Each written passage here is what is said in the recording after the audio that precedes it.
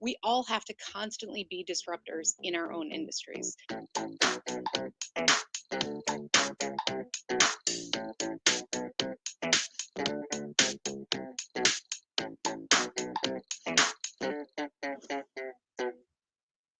Good morning, everyone, from our beautiful Boston, Mass headquarters, and welcome to another conversation with short, insightful discussions with CX visionaries to help us all keep up with the ever evolving consumer. It's my absolute pleasure to be joined by Jeannie Walters, the CEO and Chief Customer Experience Investigator of the Experience Investigators. This is a group dedicated to creating fewer ruined days for customers. And Jeannie's expertise has been deployed at brands like Verizon, Siemens, Allstate, and many others. She's a founding member of the CXPA, a LinkedIn learning instructor, and a certified customer experience professional, naturally, with a passion for improving everyday interactions. A perfect fit for a conversation with, if you ask me. My pleasure to have Jeannie talk through how to deliver on your CX mission every time. Jeannie, good morning. Great to have you here. Good morning, Terrence. Thanks for having me. It's great to be here. Yeah, it's an absolute pleasure. I've heard nothing but nice things, so it's nice to put a face to the name finally. Thank you. Jeannie, how's your last 14 months been? How have you been learning, staying engaged through this new normal? Yeah, I think like most people, I started pretty much looking around thinking, what's every day going to be like? Mm, And since then, I feel like we have some decent routines. And I've always been the type of person who consumes a lot of information. I love learning. So, yeah, I'm way into podcasts right now. I am constantly kind of looking for what's what's innovative. And so I really try mm. to look for what are some of the things that we've learned about people, and even, to the point of digging into some academic papers and things like that. So I'm okay. Like, we feel so fortunate because we know a lot of people have been suffering, and Yeah, I have two kids in remote school and the whole thing, and managing all of that. I Every day I feel very, very fortunate that we have the capacity to have great Wi-Fi and things like that, yeah, continue to serve our clients, to, you know, just carry on. yeah. It's funny you say that because I imagine having two children because I have one new child, a Mm, daughter, that we can congratulations. hardly keep up with. So to double it, I don't know. More power to you. Well, they're both teenagers now. One's in eighth grade, one's a junior in high school, and so they are, more independent than little kids, which is helpful. Yeah, But it's been, we kind of look at it as it's been an opportunity too. Like, they've never really seen me work, and now yeah, they see how hard I work, and right. they're kind of like, "Whoa!" And I think we all have a better understanding of how we operate better as a family. Yeah, and I can relate to that too because usually I just went away and came home, but now my wife and my Hmm. daughter probably doesn't perceive it yet. She sees why I'm so tired. Right. Yeah, That's right. We're all making it. We're all yeah. figuring it out. Jeannie, put yourself in the shoes of a consumer because we saw so much change in the past 14 months. Have you had any particularly memorable experiences? Hmm. Yeah, like most people who went through this, I decided that I needed to join the cult of Peloton. Ah, And so we actually had kind of a bumpy start because everything was delayed and everything yep. else. But because of the delay, they said until the bike arrives, you can have access to the app and really explore their classes. Mm, And I've been very impressed with their digital side of the business and how they have personalized it. There's a lot of gamification, of course, but right. I really have found that introduction before the bike even arrived actually helped me feel more connected to the brand by the Mm. time the actual equipment arrived. So that really stood out to me, and I am I'm all in now on that thing. Yeah, that's what I hear. I mean, you got to give them a tremendous compliment for the way that they are able to build a community. And I Hmm. laugh and joke frequently that the thing about Peloton is very similar to something like CrossFit, right? You usually Yep. know if someone has a bike, Yeah, that's even right. if they don't That's tell right. you. I'm guilty right now. I'm guilty of that joke. How Yeah, do you know if they have it? Because they tell you. right. Yeah. And so, I mean, more power to them. That's a great way. Word of mouth is that authenticity that will drive big impact. Hmm. Hmm. For sure. Um, So let's jump right into it, Jeannie. Tell me a bit about your mission, as I mentioned in the beginning of the segment, to create fewer ruined days for customers. Naturally, this sounds like something just about everyone would be on board with. But where did this actually come from? What sparked this for you and made you realize that this was something we should be focusing on? Yeah, I was trying to think of how this spark happened, and I can't even recall how. I think part of it is that when we talk about customer experience, a lot of times people talk about the big, huge things, right? The Mm, wow moments, and we've got mm, to wow everybody every time, and all these huge ideas and goals. And yet, a lot of what happens and a lot of what customers tell us is that it's not really the big things all the time. It's these smaller moments mm, that kind of add up.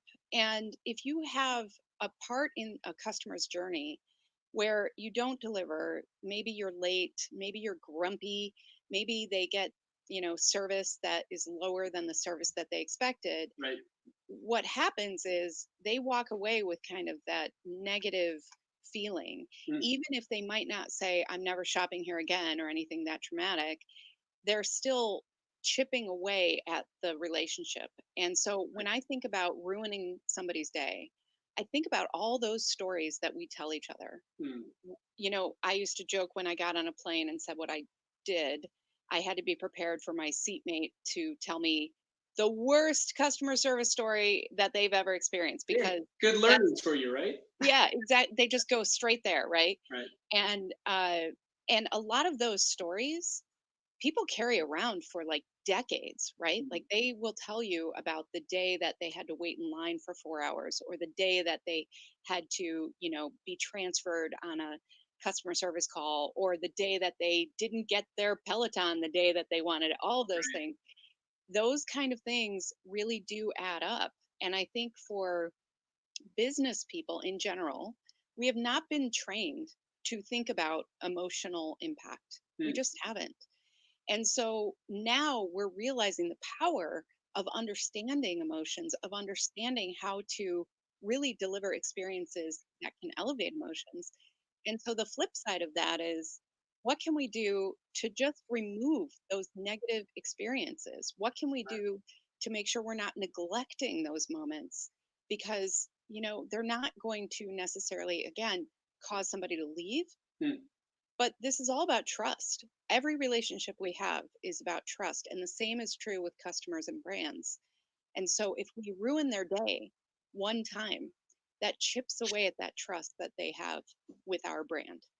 So that's why sure. I'm so passionate about it, because I think we can, and if we all do this, I always sound a little idealistic when I say this, but if we all do this in customer experience, we are making the world a better place, because then people aren't carrying around that negativity to their next experience, Right. whether that's coming home or going to the coffee shop or going to work or whatever.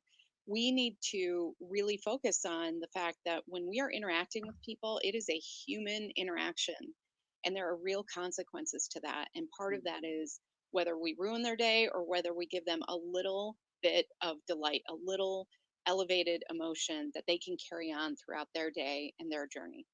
right. And then keep them from telling you about it on their next flight. Oh, Mhm.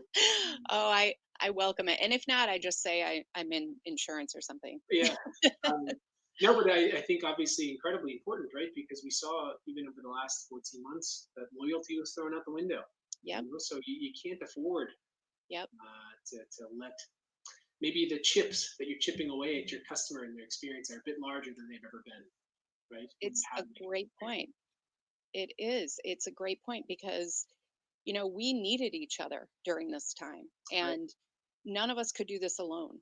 And so I think the fact that customers started seeing things like supply chain disruption and understanding how that impacted them, Mm, but they were also willing to understand more with more visibility. So if you were authentic and said, this is actually what's happening, this is why, people are more likely to understand that as long as you've built up that trust from the beginning. right. And that's why these positive moments are so important. But I think, these things that happen, these innovations in customer experience in the last 14 months were amazing in many ways, not only because of the brands that invested in those, But you think about the education that happened, like, seniors were the biggest group to adopt digital experiences. Mm, And part of that was because they had to, but brands really invested in helping them understand how to get what they needed.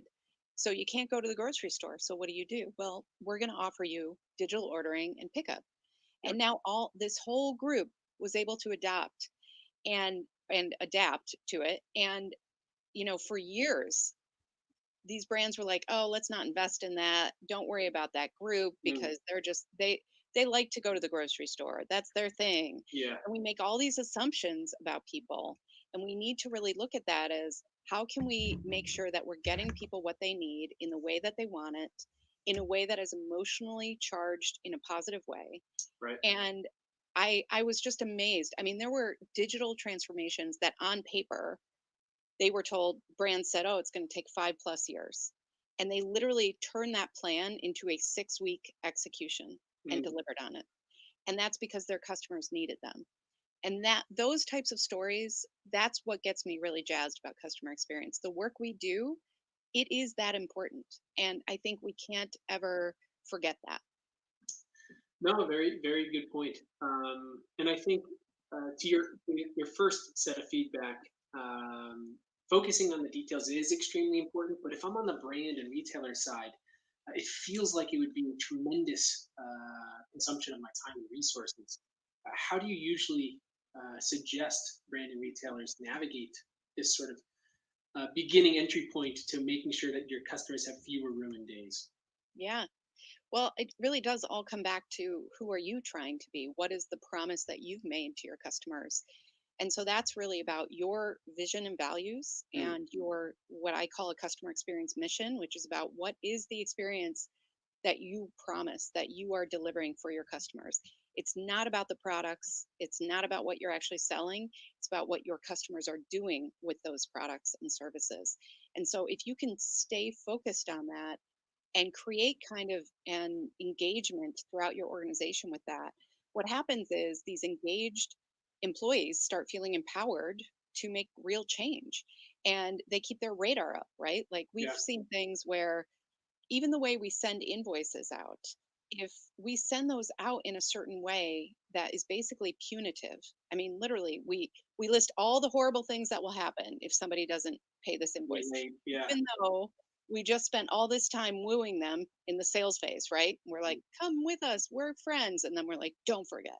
Yeah. And so by creating this awareness that, you know what, this is a relationship and these are the promises that we've made and we want you to live up to these promises as an employee, then your employees will start seeing things like that and saying, let's work on this. Let's figure out a better way to say this. Let's figure out a way to enter into this positively. Mm, And they will start bringing those things to you.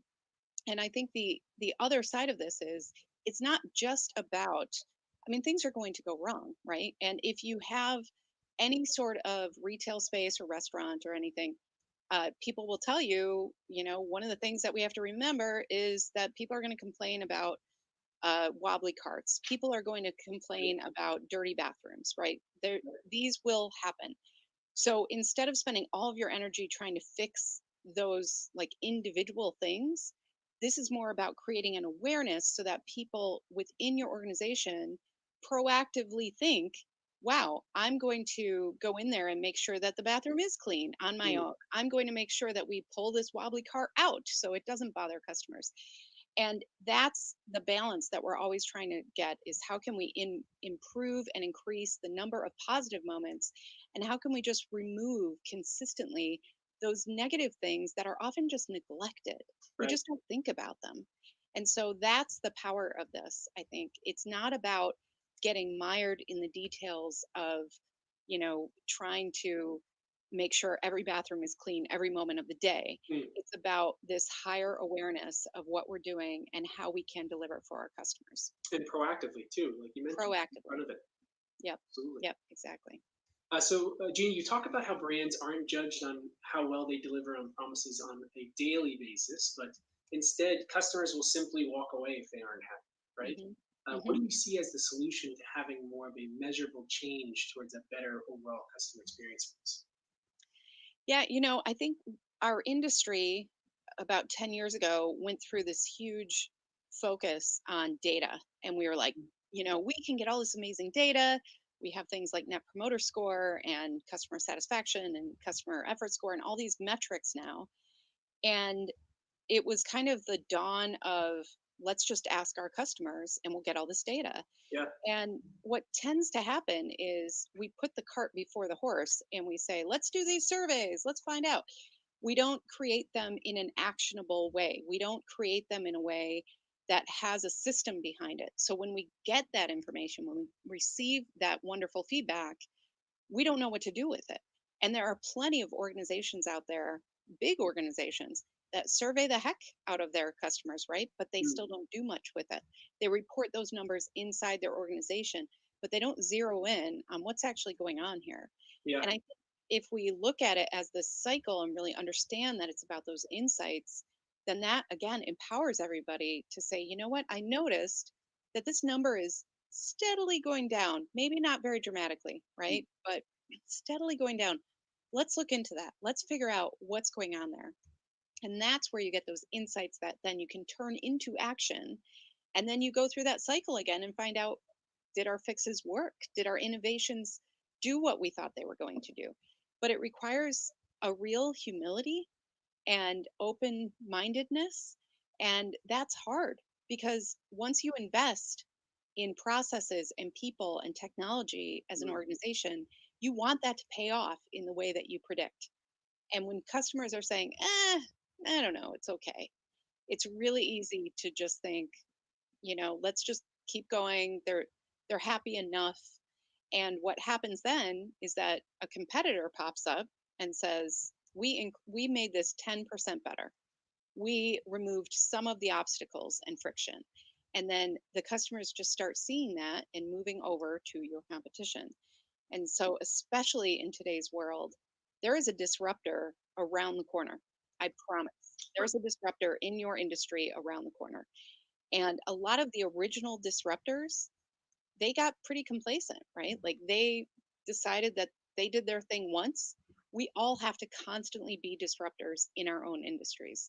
We have to constantly look at what is the experience, what is the feedback we're getting, and how can we make sure that we are going to continue to deliver for our customers. So I think with all that data that we get, we have to make sure that we have a strategy first, a CX strategy, a feedback strategy, so we're not over or under surveying too, and then figure out like how do we make this actionable before we go out and collect all this information in a lot of cases. Sometimes we collect information first, but we need to know what we're going to do with it. I love that comment to always be focused on being the disruptor, right? Because yes, you're right. Someone is right around the bend to do it Yep. to you if you're not. Yep. Very good point. Now, we had Dennis Snow on, I think about a month ago. He spent years at Disney. So he Hmm. talked to us a little bit about what I'm going to ask you as your next question. Do you believe that CX always goes back to a company's mission and value? So it was obviously very interesting to hear Dennis's thoughts there coming from Hmm. the Disney world. But Jeannie, in short, what is the importance of establishing a strong ideology from the start? And Hmm. what does this mean to you? Yeah, I'm a big believer in this. I mean, I think that is what motivates everybody, really, is the why. Yeah, And part of what having a strong mission, vision, values, what that's all about is making sure that the people who want to work with you are aligned with those from the beginning. And so, one of the ways that we talk to clients sometimes is say, can we meet with your HR team? Can we talk about job descriptions? Can we talk about how people are hired and the candidate experience? mm, Because you want to make sure that from the beginning, everybody understands this is super important and they want to, you want people who see that mission and think, yes, I'm on board, this reflects me as well. And once you have that, everything else gets easier because every single day we ask employees to make judgment calls. We say, here's all the process, here are 18 binders, and we yeah, train them over and over and over. But every day we're basically saying, do what you think within these parameters. But what happens is we're humans and so are our customers. And guess what? Humans are impossible to predict. Mm, We make no sense. We are totally irrational. We are nuanced. And so there are lots of things that fall in between the lines on those process documents. And by having a strong mission, when people are faced with those things of a judgment call, really deciding, what do I do here? They have that north star. They get to think to themselves, how will this help live our mission? How will this, make sure that we are delivering for our customers? And if they're empowered to do that, customers feel that. That's the magic of Disney, right? Like when we go to the Disney parks, everybody there is aligned with that. mhm. And I think that, there are great examples out there of the strong brands that we know that really do hire based on their starting with their vision and values first, making sure they have a strong promise for the customer or a customer experience mission, and aligning every single thing inside the organization with that outcome. And I think that's where there's just tons of power in this. And with customer experience specifically, I'll say, two things happen in business. One is we start with the tactics. So somebody reads a book or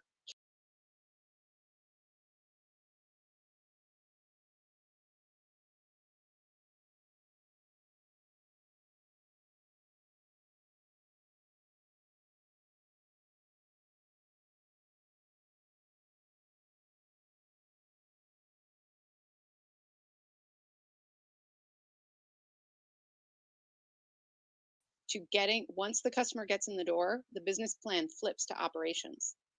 So it's like the customer doesn't exist after that. We have to constantly flip the script as customer experience leaders. And we have to constantly come back to that mission and vision and values because that's what really will guide all of the decisions that we make. No, and I wanted to get back to something you mentioned earlier too, Jeannie, about the customer experience feedback, right? Do you feel today that customers feel their feedback is being overlooked, or do you feel that their needs are being considered by brands, especially now in this digital age when Mhm, loyalty, as I mentioned before, is thrown out the window? What is your kind of scorecard on mhm. how well this is being taken advantage of? Well, I think there are some exciting things happening, especially around real time feedback and how customers are empowered to basically share feedback in their own way. Because I do think that we all, as customers, got a lot of surveys and never heard back from brands, right? Yeah. We didn't know where it was going. It felt like it was a black hole. And I mean, I'm sure I'm not the only one who, when I was asked over and over and over to fill out surveys, there was one that I basically kept saying the same thing. And then finally I said, well, nobody's going to read this, so blah blah blah blah blah blah, and didn't get a response. And so that was really typical. So there's some, I think, fatigue around that that's real. But at the same time, customers who have something to tell you, they will welcome those moments where they are asked for that feedback. But I think what's happening now with digital and with mobile, you know, we are able to share more as customers with photos and videos and Right. audio and all of these pieces of media that are more expressive. I mean, we've all been in those meetings where people are looking at dashboards of numbers and not really connecting with what they mean. They're saying, oh, that number goes up, that number goes down. And then you share a customer recording from the contact center, or you share a customer story about one customer, and suddenly all the leaders sit up and pay attention because that's how we relate to each other. Mhm. So I think when we're looking at feedback, again, we have to think about the strategy of it. And certain metrics are better for measuring certain things at different parts of the journey. So understanding how do you use customer satisfaction versus NPS? How do you invite customers into this process? Where do you dig deeper? Where do you go back and ask for more information? Right. Making sure you have an idea of that before you go into it is so important. And I mean, we don't do that. People get very excited about the shiny tools, and there are some amazing tools out there, and I think it's just a matter of really looking at what are we trying to do with all this and how can we serve our customers? And then actually sharing that information with our customers. Let's get transparent about that.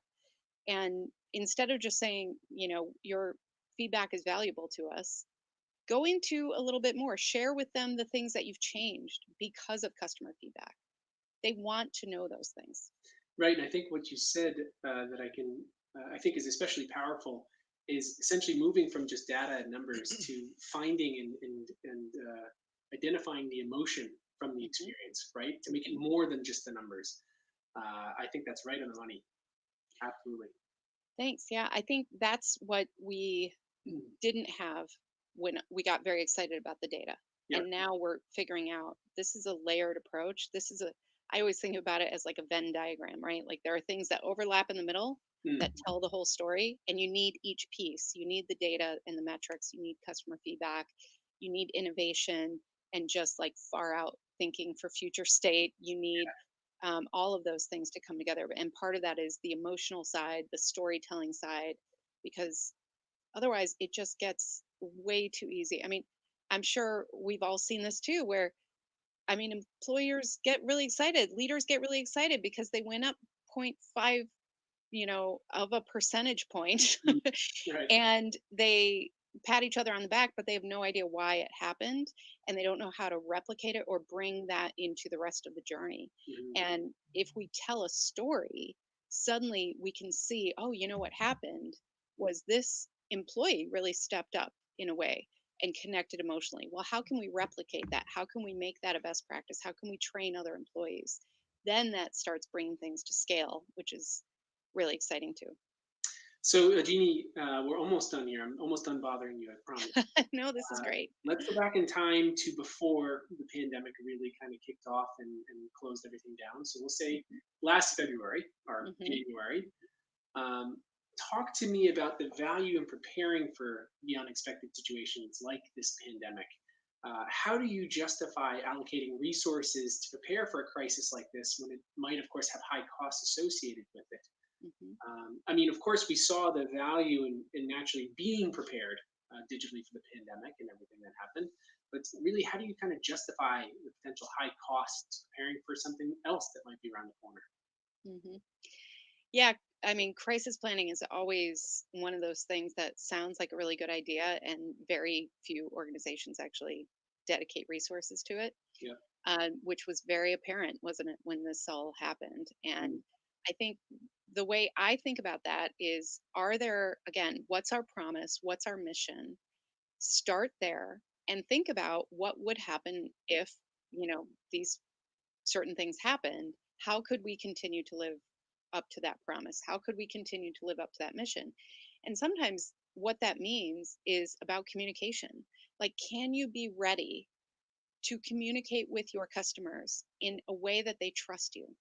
Because when you have these moments where everything is disrupted or there's a crisis, they want to trust you. But if you don't have that relationship, then it becomes ugly quickly, right? And yeah. that's when they start calling, and that's when they start asking, where is this stuff? That's when you see like the run on the banks. I mean, that's really Right. what happens.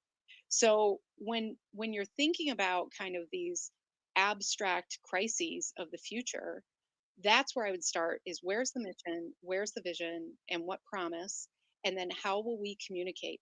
Because we can't predict everything. We can't predict what's going to happen with supply chain, or Mm. who could have predicted that big boat in the canal, right? Like all of these things I'm that, already forgetting its name. I can't believe I'm forgetting right. its name. I know, me too. But that was, something that happened, and people had to deal with it, and supply chains were disrupted. So communication and continuing to think about how do we proactively build that trust with our customers Mhm. that will serve you long term. And I think that's something that when we look at the return on investment of that, look at the loss that happened with the pandemic. Look at how many organizations, couldn't find their footing for several weeks or months in some cases. Right. So the cost of that, I'm sure, outweighs the return on the investment that they would have gotten. And so really thinking Mhm. about that too. But I think communication is often overlooked as part of the tools in our toolkit.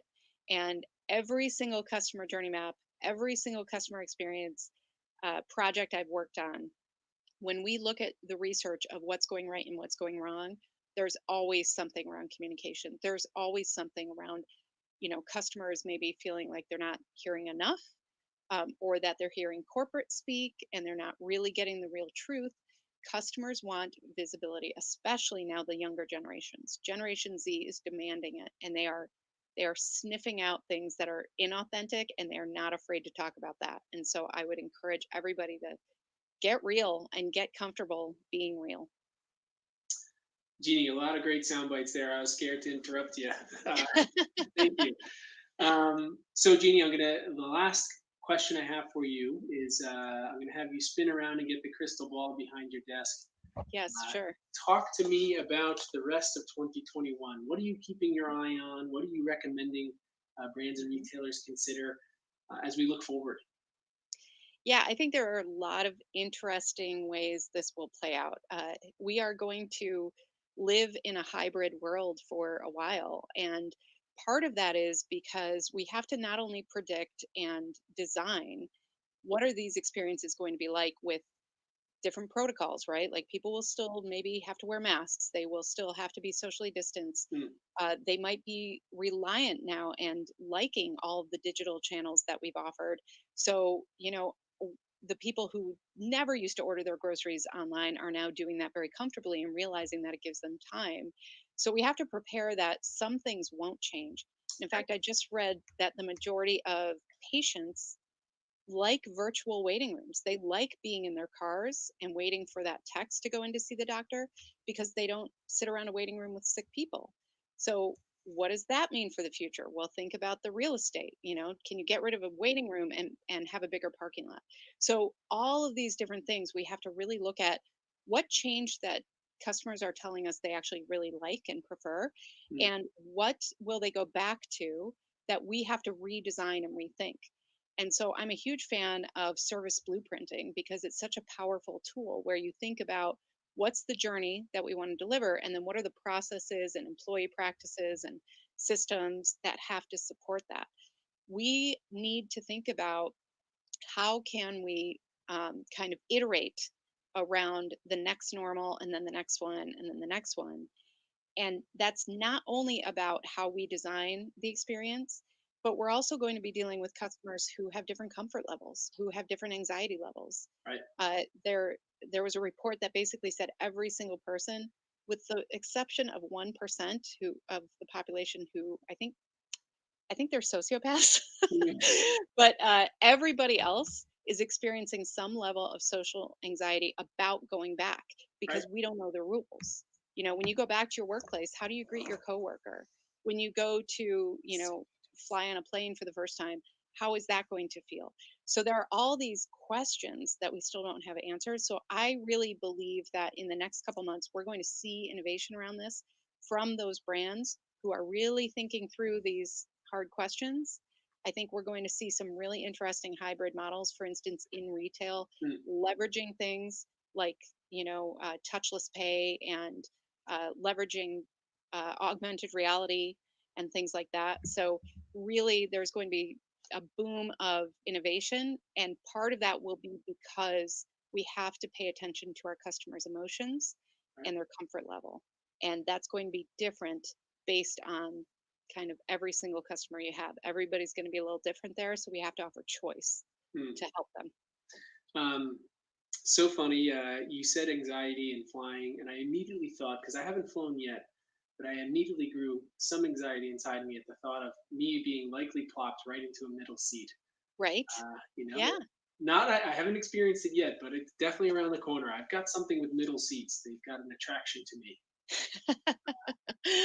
Well, I think everybody is going to kind of enter at their own pace, Yep. and yet there will be some who don't have that choice or luxury. Right. And so, all of the changes that are happening, Google just announced that their famous buffet is going away for their employees.